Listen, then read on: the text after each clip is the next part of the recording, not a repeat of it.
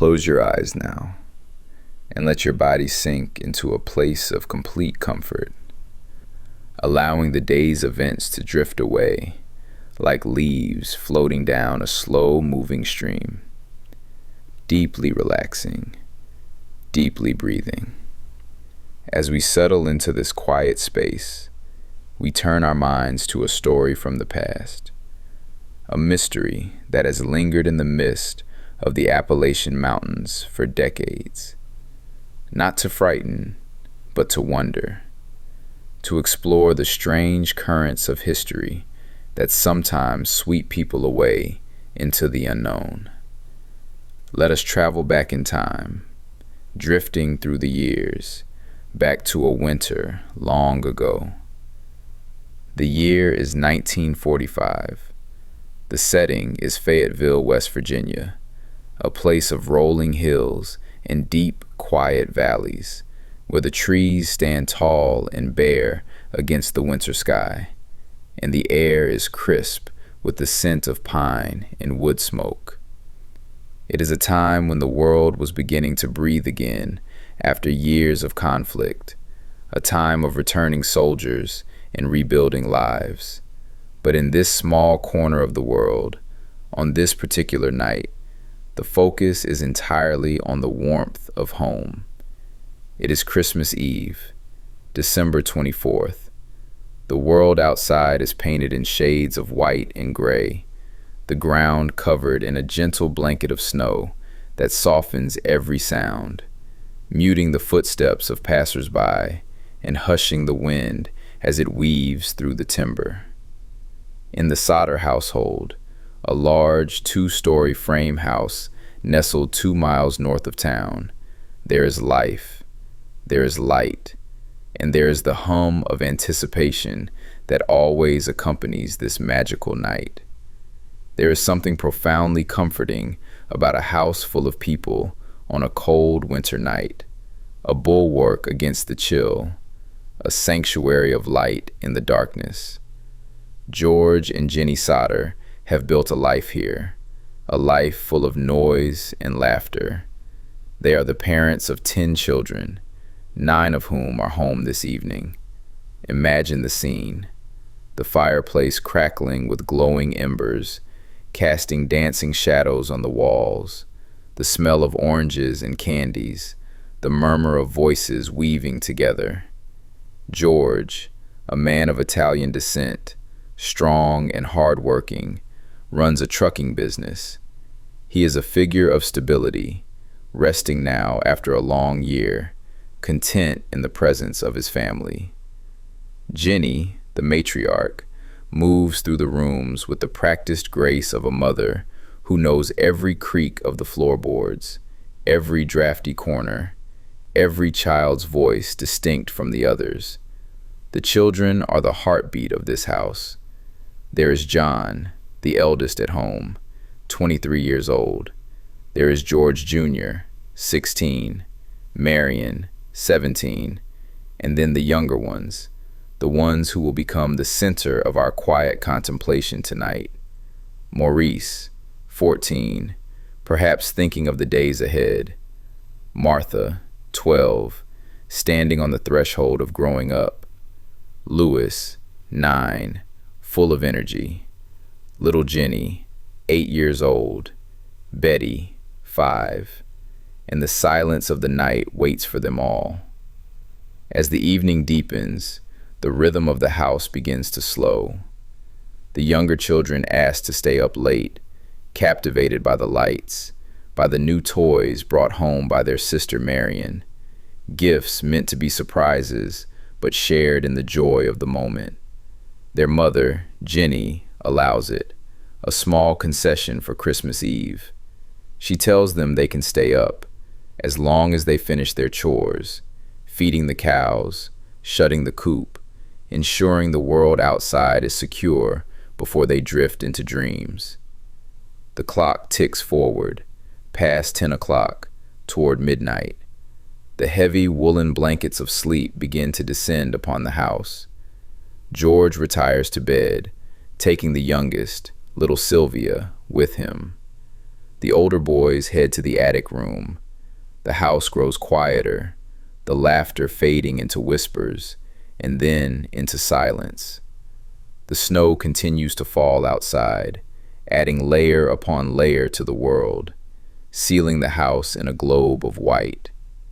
It is in these moments of transition, between waking and sleeping, that memory becomes hazy, where reality softens at the edges. At 12:30, the telephone rings, a sharp sound in the stillness. Jenny wakes, weary but alert, and goes to answer it. It is a strange moment, one that stands out in the landscape of memory like a stone in a field. A woman's voice is on the other end, unfamiliar, asking for a name Jenny does not know. There is the sound of laughter in the background, the clinking of glasses, a party somewhere far away or perhaps nearby. Jenny tells the woman she has the wrong number. The woman laughs, a strange, singular laugh, and the line goes dead. Jenny hangs up, returning to bed, noticing that the lights are still on downstairs, the curtains drawn, the front door unlocked. She attends to these small details, the rituals of closing down a home, and returns to the warmth of her bed, drifting back into the heavy, comfortable dark. But the night has not finished its story. The wind picks up, whistling around the eaves of the timber house. A strange sound is heard on the roof, a rolling thud, like a heavy object hitting the shingles and rolling down. But sleep is heavy, and the mind seeks rest, and so the sound is folded into the fabric of dreams. It is roughly 1 o'clock in the morning when the smell of smoke pulls Jenny from her slumber. It is not the comforting scent of the hearth, but something sharper, more urgent. She wakes George. The reality of the situation dawns slowly, then all at once. The house, their sanctuary, is catching fire. The fuse box, the wiring, somewhere, something has sparked. They move with the instinct of survival. They call out to the children. They rush into the hallway, into the smoke that is beginning to curl like gray ribbons through the air. George, Jenny, the toddler Sylvia, the older boys John and George Jr., and Marion, they make their way out into the cold, into the snow that reflects the growing orange glow from within. They stand in the yard, the chill of the winter air biting at their skin, their breath forming clouds in the night. They turn back to the house, counting heads. They are safe, but they are not all there. 5 children are missing: Maurice, Martha, Louis, Jenny, Betty. They are seemingly still inside, upstairs in the attic rooms where they had gone to sleep. The house is now roaring, the fire taking hold of the timber frame with a terrifying hunger. George, desperate, tries to re-enter. He rushes to the window to climb into the attic, but the window is too high. He runs to find the ladder that always rests against the side of the house, but it is gone. It is simply not there. He tries to pull his trucks near the house to climb on them, but they will not start, despite having worked perfectly the day before. It feels as though the universe itself has conspired to create a wall, a barrier between the parents and their children, a series of impossible coincidences stacking one atop the other. They can only watch. They shout. They call the names of their children, their voices cracking in the cold air, swallowed by the roar of the flames and the vast silence of the snowy night. They expect to see faces at the window, to see the children climbing out onto the roof, but there is no movement. There is no sound from the upper floor, no screams, no cries for help, just the crackle of burning wood and the howling of the wind. The fire burns hot and fast, consuming the structure until the roof caves in with a sigh of sparks, collapsing into the basement. In less than an hour, the large, lively home is reduced to a glowing cellar hole, a bed of ash and embers glowing red against the stark white snow. The family stands huddled together, devastated, waiting for the morning sun to reveal the tragedy they believe has occurred. They believe, as anyone would, that the children have perished in the blaze, that the silence from the attic was the silence of deep sleep or smoke. But as the sun rises on Christmas morning, casting a pale, watery light over the smoking ruins, the mystery truly begins. The fire department, delayed by the war and the holiday, finally arrives. They begin to sift through the ash, cooling the embers with water, searching for what must remain. But they find nothing. No remains, no bones, no trace of the 5 children who were supposed to be sleeping in that attic.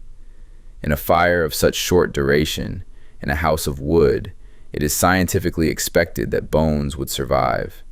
Appliances survived, tin roofing survived, but of Maurice, Martha, Louis, Jenny, and Betty, there is not a single physical trace. It is as if they evaporated into the smoke, or as if, perhaps, they were never in that room when the fire took hold. George and Jenny stand by the ruins, the smell of wet ash in the air, the joyous anticipation of Christmas replaced by a hollow, aching void. And in that void, a question begins to take root, a question that will grow like a vine through the years, twisting and turning, refusing to die. If they are not in the ashes, where are they? The snow lies undisturbed around the perimeter, save for the tracks of the family escaping. But the mystery of the missing lather, the trucks that wouldn't start, the phone call with the strange laughter, and the complete absence of remains, these details begin to swirl in the cold morning air. This is where the story shifts, from a tragedy of fire to a labyrinth of the unknown. We stand now at the edge of the smoking cellar, looking out into the vast, silent woods of West Virginia, wondering, waiting, and listening to the whispers of a history that refuses to settle. The children are gone, but the story is only just beginning. The smoke eventually clears, but the heavy curtain of winter remains drawn tight across the landscape. The days that follow the fire are short, the sun struggling to rise above the West Virginia hills, casting long, pale shadows over the blackened scar where a home once stood.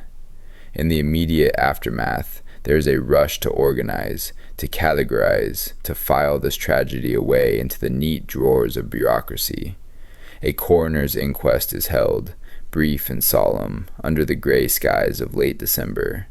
The verdict is delivered with the scratching of a pen on paper, a sound that seems too small, too insignificant to carry the weight of 5 lost souls.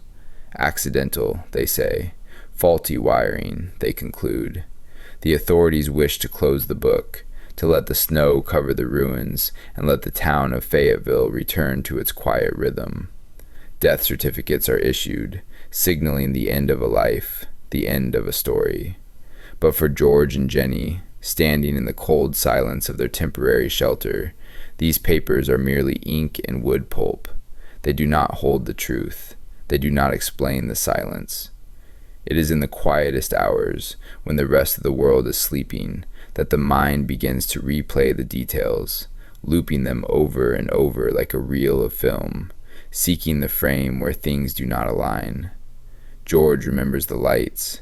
He closes his eyes and sees them clearly, glowing through the windows as the smoke began to curl. If the fire had been caused by faulty wiring, as the officials claimed, the power would have failed. The house would have been plunged into darkness.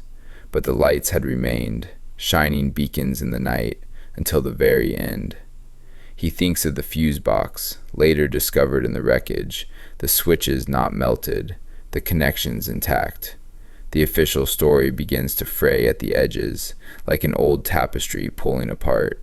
And then there are the machines, the trucks that George used for his hauling business, sturdy, reliable beasts of burden that had never failed him. In the desperate heat of that night, when he tried to move them beneath the window to save his children, they sat stubborn and silent. They would not start. Days later, when the air is calm and the panic has subsided, he returns to them. He turns the key, and the engines roar to life without hesitation. Why did they sleep when they were needed most? Was it the cold, or was it the hand of someone else? Someone who reached under the hood in the cover of darkness? The questions drift like snowflakes, piling up, one upon another. A telephone repairman arrives to examine the lines. The family had thought the wires were burned through by the flames, cutting them off from the world. But the repairman finds something else. The line was not burned. It was cut, severed cleanly, near the top of the pole, far above the reach of the fire. And it was not the power line that was cut, but the phone line. A deliberate act, a silencing of their voice before the first spark was even struck. These discoveries do not bring peace. They bring a heavy, gnawing uncertainty. The grief of loss is replaced by the torture of the unknown. If this was not an accident, then what was it? And if it was not an accident, where are the children? The most haunting question of all rises from the ashes themselves. The fire was hot, yes, and the house burned quickly, collapsing into the cellar in less than an hour. But George knows coal, and he knows fire. He has spent his life hauling fuel, understanding the way it burns, the way it consumes. He looks at the charred debris, the twisted metal, the scorched brick, and he looks for what should be there. Bones. Even in the hottest fires, the human frame leaves a trace, a fragment, a shadow in the ash. But in the cellar of the Sodder home, despite the meticulous sifting of the debris, there is nothing, no remains, no sign that 5 children were ever in that room when the roof came down. It is as if they simply ceased to be. George cannot let this rest. His mind seeks proof, tangible evidence in a world of smoke. He begins to conduct his own quiet experiments. He travels to the gentle slopes of Mount Hope, near the site of the fire. He watches how animal bones react to flames, burning them for hours, far longer than his house burned. And every time, the bones remain, charred, brittle, but present. He speaks to experts, men of science in cremation, and they tell him the same thing. A fire of that duration, in a wood frame house, could not vaporize 5 bodies completely. It is scientifically impossible. And so, the void grows wider. The space where the children should be is empty, not just in the house, but in the ashes. The realization settles over George and Jenny like a heavy blanket. If they are not here, in the ground, then they must be somewhere else. The story moves now, drifting away from the blackened cellar and out into the wider world. It travels down the highways, stops at roadside diners, lingers in hotel lobbies. Sightings begin to emerge, spectral glimpses reported by strangers. A woman in a hotel in Charleston claims she saw the children, a week after the fire. She describes their faces, their expressions. She says they were accompanied by 2 men and 2 women of Italian descent. She remembers trying to speak to them, to offer a kind word to the solemn-faced children, but the men stepped in, hostile, speaking rapidly in a foreign tongue, ushering the children away into the night. Another report comes from a bus driver, a man who watches the road for a living. He claims to have seen them eating breakfast at a stop, days after the tragedy. He watched them board a bus, heading west, disappearing into the vastness of the American landscape. These stories are like whispers in a crowded room. Are they real? Or are they merely the reflections of a public imagination caught up in the mystery? George and Jenny cling to them, sifting through every letter, every phone call, with a desperate hope. They are no longer just grieving parents. They have become detectives in their own lives, searching for ghosts. They begin to transform the site of their tragedy into a memorial and a message.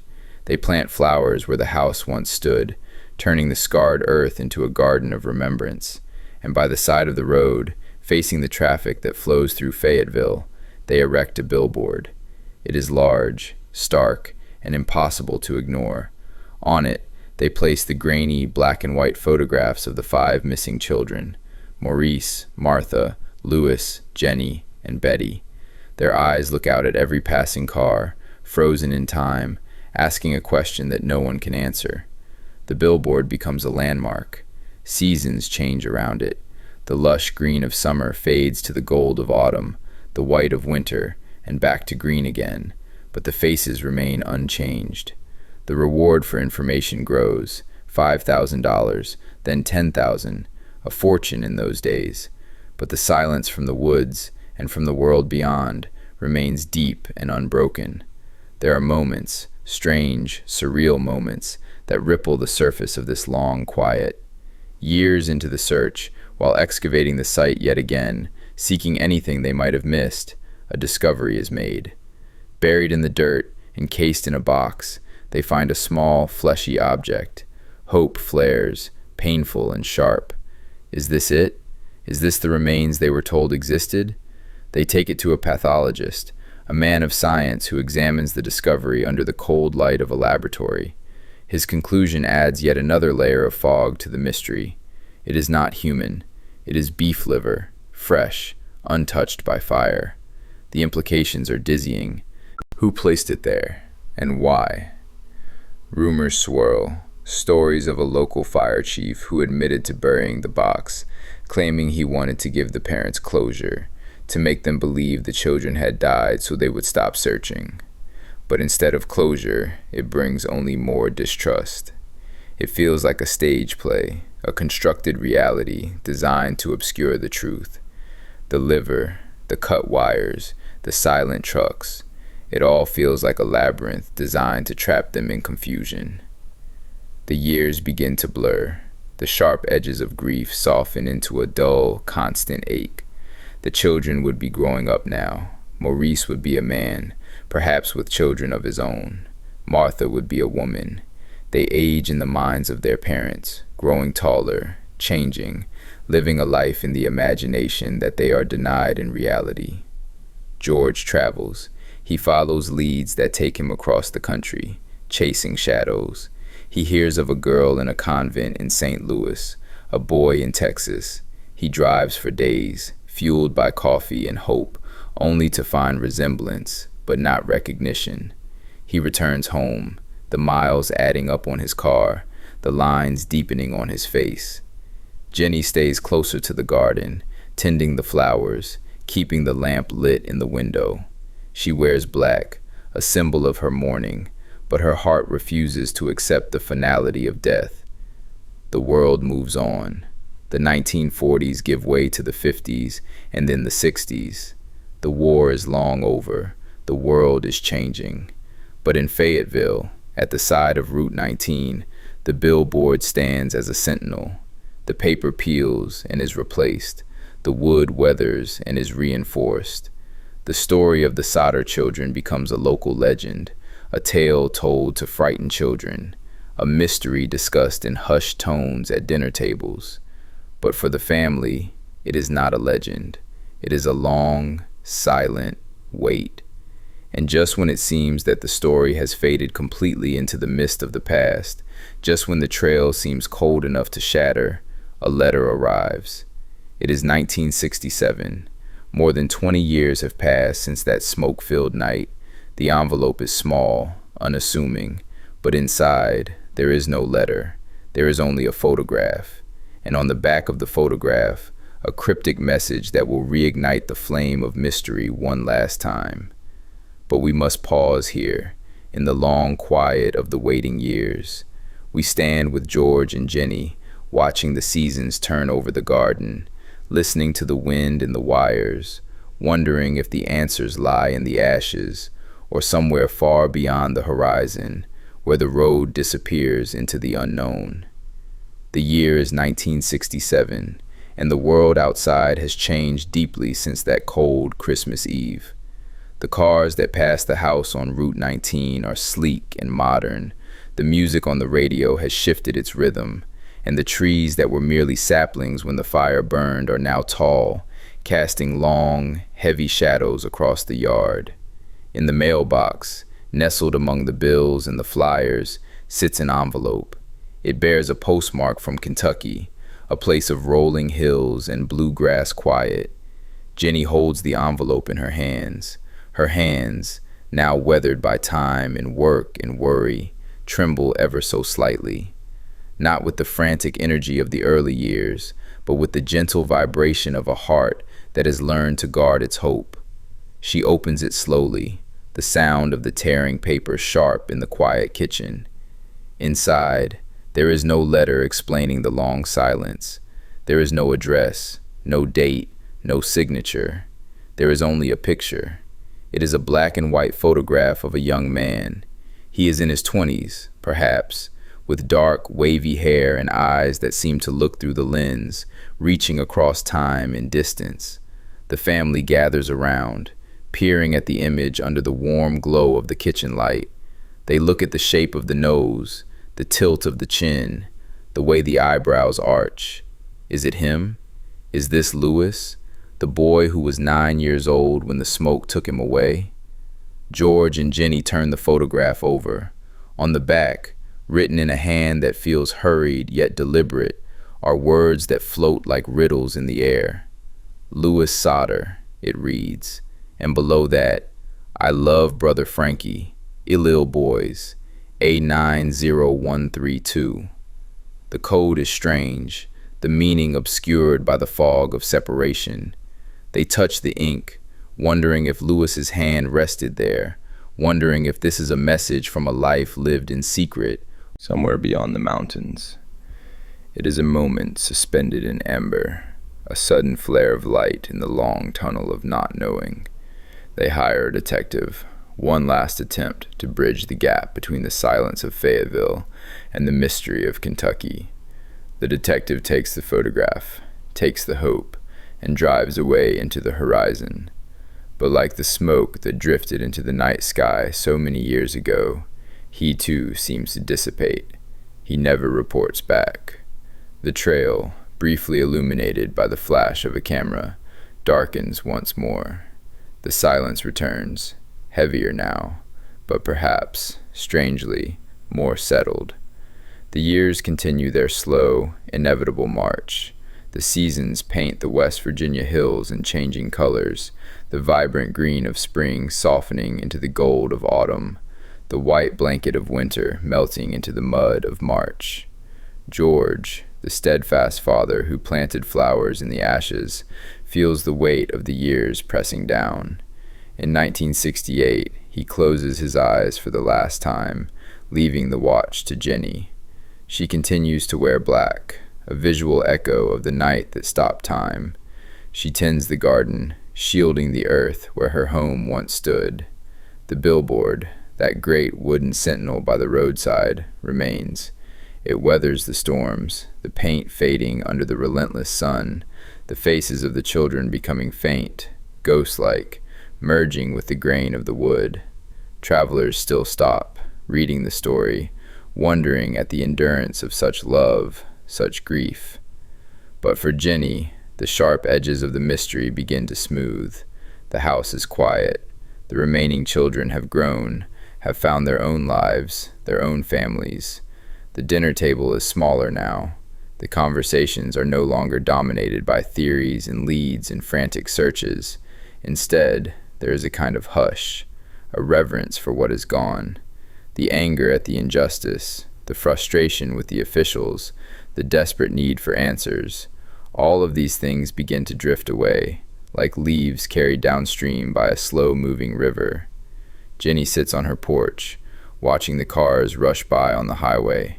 She watches the sun dip below the tree line, painting the sky in hues of violet and indigo. She thinks of her children, not with the panic of the fire, but with the softness of memory. She remembers Maurice's laugh, Martha's gentle voice, Louis's curiosity, Jenny's smile, Betty's brightness. They are no longer missing in her heart. They are simply elsewhere. They are held safe in the sanctuary of the past, untouched by age, untouched by the weary world. In 1989, Jenny too lays down her burden. She passes into the great quiet, reuniting, we may hope, with the answers that eluded her in life.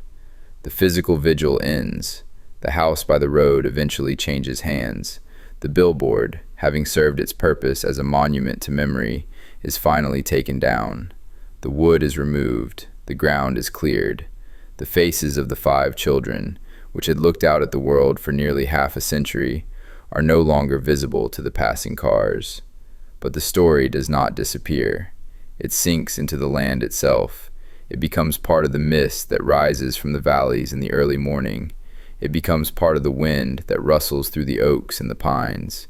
It transforms from a tragedy of fire and loss into something more profound, a meditation on the enduring power of love and the acceptance of the unknown.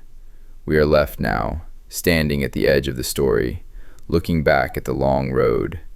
We realize that some mysteries are not meant to be solved with facts and evidence, but resolved with peace and release. The Sodder Children, whether they perished in the flames or vanished into the wide world, remain together in the collective memory.